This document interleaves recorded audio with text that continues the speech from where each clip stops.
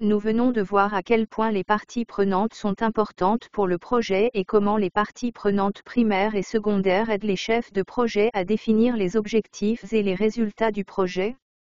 Pour rappel, les parties prenantes principales sont les personnes qui bénéficieront directement de la réussite du projet, tandis que les parties prenantes secondaires sont indirectement impactées par la réussite du projet.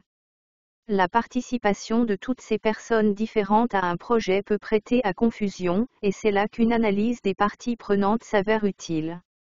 Il s'agit d'une représentation visuelle de toutes les parties prenantes.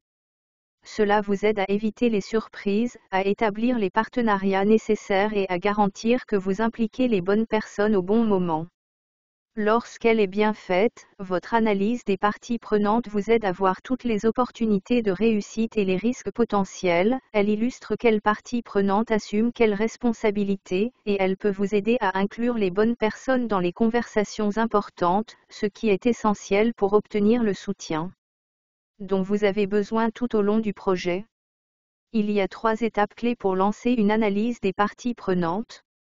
Tout d'abord, dressez une liste de toutes les parties prenantes impactées par le projet. Déterminez ensuite le niveau d'intérêt et d'influence de chaque partie prenante. Et enfin, évaluez leur capacité à participer et trouver des moyens de les impliquer. Dans la deuxième étape, nous parlons d'influence et d'intérêt. Que signifient ces termes ici? L'influence mesure le pouvoir d'une partie prenante et dans quelle mesure ses actions affectent le résultat du projet. Dans notre exemple Office Green, le directeur de produit, qui a lancé le projet en premier et supervise les nouveaux produits et services, a une énorme influence, tandis que le fournisseur fournissant la verdure a moins d'influence. L'intérêt est à peu près ce à quoi cela ressemble, dans quelle mesure les besoins de la partie prenante sont-ils affectés par les opérations et les résultats du projet.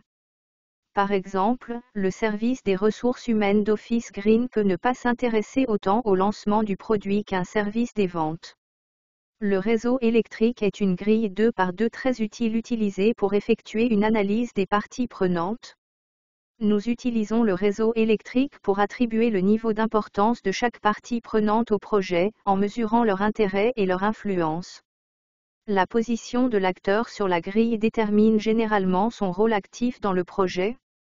Plus l'intérêt et l'influence sont élevés, plus la partie prenante est importante pour la réussite du projet. Sans leur soutien, il est peu probable que le projet aboutisse. Ces personnes sont nos principales parties prenantes. Maintenant que vous avez une meilleure idée de la position de chaque partie prenante dans l'équipe, vous pouvez planifier la meilleure façon de gérer tout le monde. Il existe 4 techniques différentes que vous pouvez utiliser pour gérer les parties prenantes. Le premier groupe de parties prenantes est constitué des acteurs clés, ou parties prenantes clés. Vous trouverez ces personnes dans le coin supérieur droit de la grille. Pour gérer au mieux les principales parties prenantes, vous souhaiterez collaborer étroitement avec elles pour atteindre les résultats souhaités. Bien sûr, tout le monde n'est pas une partie prenante clé, mais chaque rôle, même la partie prenante non clé, obtient une place sur la grille.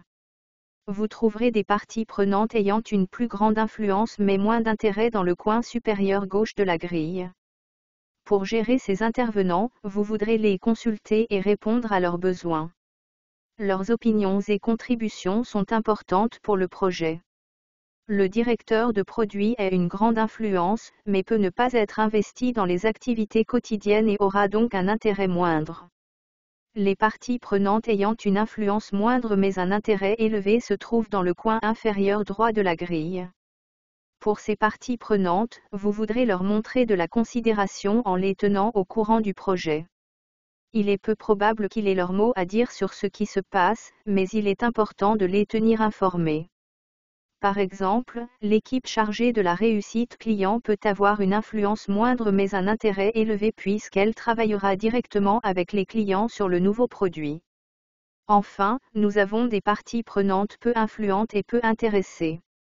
Vous les trouverez dans le coin inférieur gauche. Ce sont les parties prenantes les moins importantes, mais cela ne veut pas dire qu'elles n'ont pas d'importance. Il se peut simplement que pour ce projet particulier, ils ne soient pas aussi intégrés. Donc pour ce projet, vous voulez surtout les surveiller, les tenir au courant. Créer une grille comme celle-ci est un moyen efficace de savoir avec qui communiquer et quand. Cette grille ici est un exemple de la façon dont cela pourrait se dérouler, en fonction du projet et des parties prenantes. Vous pouvez également créer un comité directeur composé d'intervenants de grande influence et de grand intérêt. Ces personnes seront l'organe décisionnel le plus élevé sur tout projet. Ils ont le pouvoir d'apporter des modifications au budget et d'approuver les mises à jour du calendrier ou de la portée. Le chef de projet n'est pas membre du comité, mais il est chargé d'apporter les bonnes informations sur le projet au comité de pilotage afin que les décisions puissent être prises rapidement.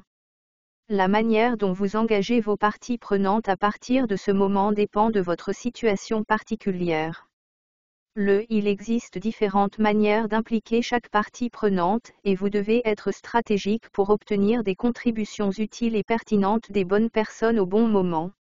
Vous voudrez rencontrer certaines parties prenantes chaque jour, et d'autres à qui vous enverrez simplement des mises à jour périodiques. L'adhésion des parties prenantes est le processus consistant à impliquer ces personnes dans la prise de décision pour, espérons-le, parvenir à un consensus plus large sur l'avenir de l'organisation. Pour amener les parties prenantes à adhérer au projet, vous devrez porter une attention particulière à vos parties prenantes à fort impact et vous assurer qu'elles se sentent en boucle. Vous devrez leur expliquer comment le projet les aidera à atteindre leurs objectifs, et vous voulez avoir leur soutien plus tard si des problèmes surviennent.